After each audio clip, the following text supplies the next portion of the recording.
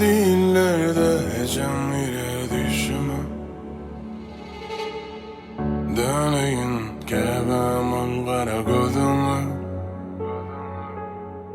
Senin adın gelişer soduruma, seni söyleyen yüreğimden ecemcar. Senin adın gelişer edebine, seni söyleyen yüreğimden ecemcar. Yüzün nuru yaktadır günün ışığından, senin isin yakımlı arabasın müşkünün. Türlü tağım geliyor kefemin elinden, kemsitmeden beri bayram mesinden.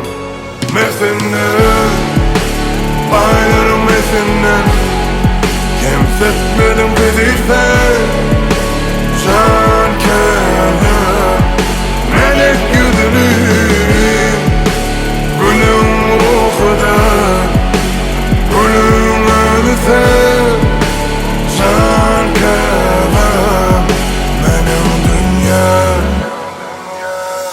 Kâtı kaharlı, kâtı mehalli, gerek yerinden muallim durmuş yoluma. Düşmanı düşman, puşmanıma moğlu, yerde koru periştem sağı soluma. Kemsitmedin artın unok uçağının denine, biz ayağı dikelttin yoktun baredik.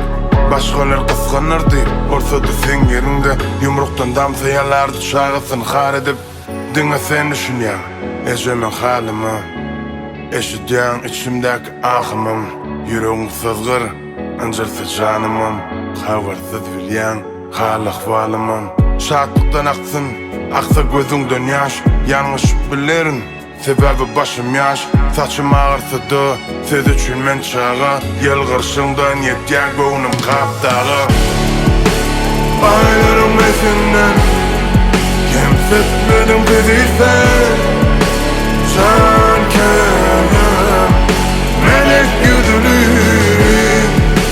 gülüm ruhudan, gülüm adı sen can kefem benim dünya.